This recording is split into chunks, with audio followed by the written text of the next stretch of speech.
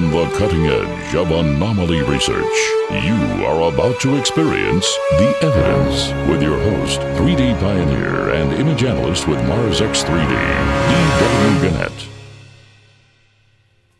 Hi, and welcome to episode 125 of The Evidence. This is your buddy Dave over at Mars X3D, and I want to welcome back all our proud weirdos. You know who you are. And maybe even some new viewers. If you are new, you'll want to check the links below. Learn the very simple X3D viewing technique that will turn your entire monitor into a 3D window onto the surface of Mars. You know what? We're going to do something a little bit different today. See, we're going to dive down into the weeds. I often get comments from people, well, you missed this anomaly, or you didn't see that, or you didn't say anything about that. And, otherwise the videos will get way too long and maybe not terribly interesting to a lot of people. This is already a niche within a niche. So very limited viewership, but a highly specialized audience. And I'm glad that you are one of them. Anyway, we're going to be looking at things that I normally would not include in an episode. These are things that are beyond the pixel breakup point. And that means it's going to be a little bit blurry on some of these. But don't worry. As we get towards the end of this episode, we'll be looking at the large scale non-fractal anomalies that, well, they're a lot easier to see. Anyway, let's dive into the weeds. Come along with me, and we'll see what we have. Our dive into the weeds begins with this overview of the classic 710 Gpan by Neville Thompson. Now, you're only looking at about 20% of the band. It's huge, but I want you to get an idea of the geology, the coloration, the lighting, the things that are present as we get down into the details. Down here in the weeds, where I normally don't take you, things are blurry, but anomalies do abound, like this cube covered with beadwork. Notice the same sizes, the parallel lines, the right angles, and that rectangular piece on top. This does, through the non-fractal math, qualify it as an artifact. By the way, if you go to the main link down below to the Gpan, all of these finds are marked, like this cubic structure off on the skyline. Again, not enough resolution to really see what's there, but cubic structure throughout. This definitely is an artifact candidate. And as long as we're on cubes, how about these 6 cubes that lie just beyond the pixel breakup point? As I point these out with the arrows, and your eyes travel left to right, you can see that these seem to be like old-fashioned television sets. I'm not saying that's what they are, but they're definitely cubical, and that does make them artifacts. And before we swim through the weeds to the next ones, how about these other 2 items? Another perfectly square item right in the center, and then what's with that square with rounded corners and that white marking in the middle of the black? This is definitely a debris field. This nicely radiused block shows parallel lines, right angles, even thickness, and of course, that beautiful radius. Back to the cubes again. Here's a nice, clean cube right in the center. And by the way, this entire pan is filled with building and structural materials.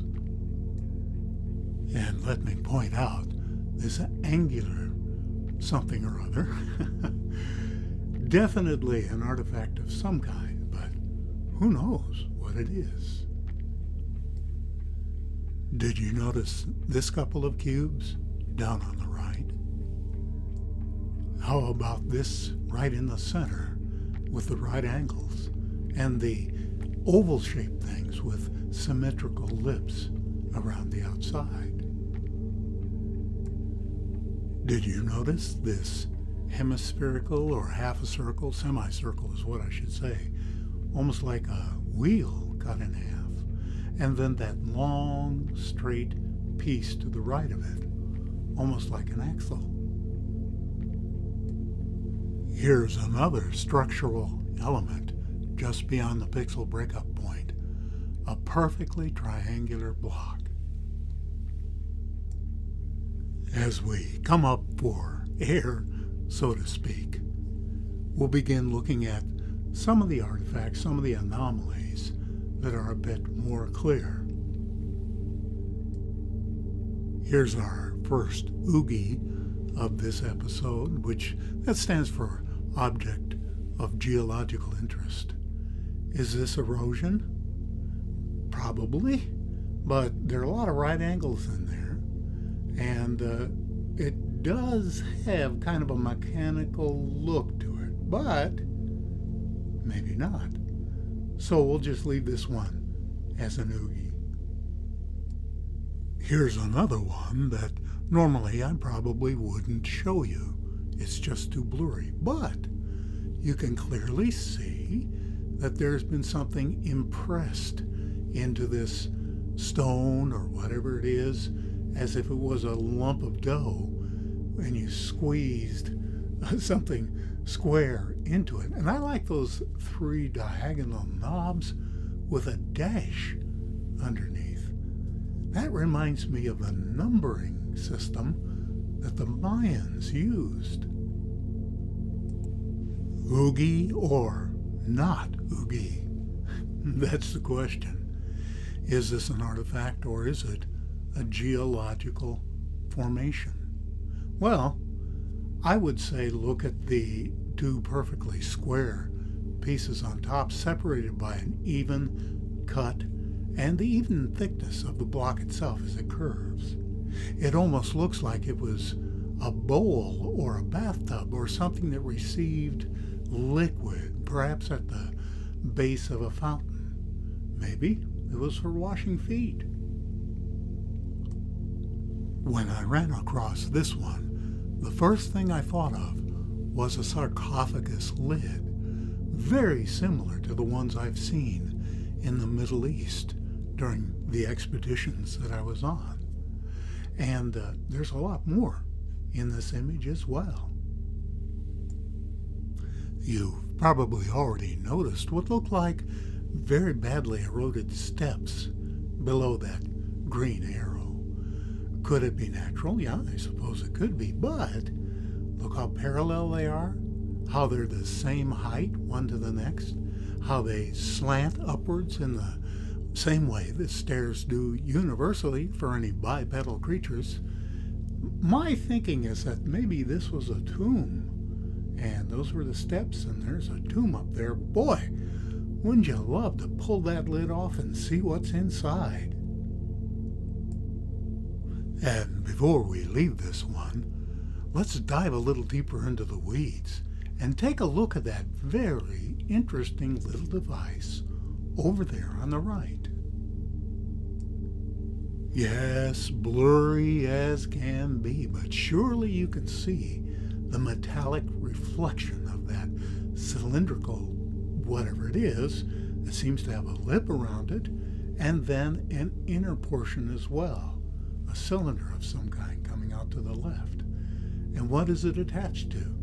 Too blurry to tell, but we do see definite signs of right angles.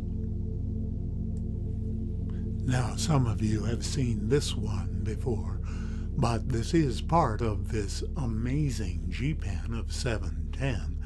So let's zoom in on these two blocks.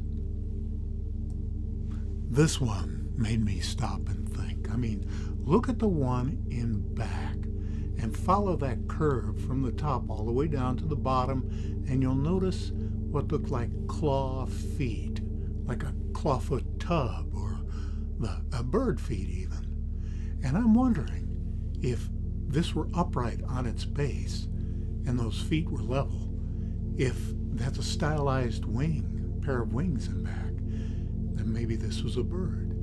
Regardless, it's clearly non-fractal. I mean, you can see everything going on with that one. And then there's this upside down pyramidion right in front of it. Perfectly square, perfect angles, and other markings and notches in it which are impossible to figure out from this perspective. But one day we'll be there, and we can play with these things. We can write them and dig them out and have a good, serious look at them. But until then, this will have to do. Okay, out of the weeds and back up to the surface, and we have a nice, big, squirrely-looking boulder there inside the square. Let's get in on this and see what we have. What a strangely shaped rock. As a matter of fact, it looks a bit like a sphinx, like the front half of a sphinx. See the triangular head, and of course a pareidolia is going to say there are 2 eyes, a nose, and a smiling mouth. But see the squared shoulders and the paws coming forward, the forearms coming forward. And but here's what I want you to pay attention to in this image. Focus in on this whitish looking contraption that's lying between the forepaws of, if that's what they are, of this sphinx. Did you notice this formation there on the right that the arrow's pointing to? Let me circle it so you can see it really clearly. Focus your eyes in on the target area and see what it is that you think is there. Now I'm going to pull this target off of there so you can really concentrate on it. Do you see how it's a cylindrical type of situation with a base and a top and stringers from the top to the bottom of that? This looks like to me a downed antenna. That's the antenna portion. And then to the left of that is the body of the antenna that's been broken and splayed out. Now, maybe that's not what it is. That's just what I'm speculating about. But that doesn't belong there. That is very clearly, at least that piece of it, an artifact. This is one that you've probably seen before. It's a classic. But inside that yellow target, we have something that's about 4 to 5 feet long. I would say this is at least 30 to 50 feet away from the rover. More than anything else, this appears to me to be a ventilation shaft, exactly like the kinds we find in industry and aboard large ships, providing oxygen or venting capabilities from an underground facility. The point is, that opening is absolutely non-fractal, absolutely rigidly perfect, and it appears to be made or out of some kind of, maybe it's sheet metal, I'm not sure what it could be, but it has markings and little protrusions on it. Clearly, another artifact. And we're going to wrap things up with something I found in 710 back in 214. I still think this is one of the best and clearest examples of possible civilization that I personally have found. Just look at that pointed piece and tell me you don't see markings which appear to indicate intelligent agency. We have squares and circles arranged within each other, right angles. It appears to be a carved monument. And by the way, look at the stone in back, the big boulder, that also is covered with markings. And if you go over to the right at about the 2 o'clock, there's another cube, a segmented cube, just sitting there. These are beautiful finds, in my opinion, not because I made them, but because they so clearly indicate the possibility of an ancient civilization. Well, that's our deep dive into the weeds, but we'll be back to our regular shenanigans in the next episode, focusing on the larger stuff, the stuff that's easier for most people to see. But I just wanted to take this time out in this episode to show you things and explain why maybe I don't always show you everything that I find. And, well, you be the judge. The best thing to do is just click on the link below, go to the Gpan, and find all your own anomalies. It's a lot of fun. Hey, have you got your signed copy of Martian Archaeology? Click on the link below. I'll sign one and send it over to you. And if you'd like to help support this work, you can always click the join button and see what that's all about.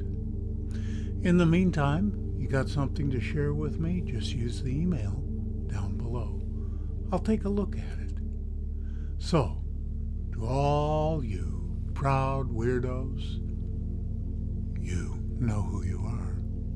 Stay safe and stay weird. This is your buddy Dave over Mars X3D.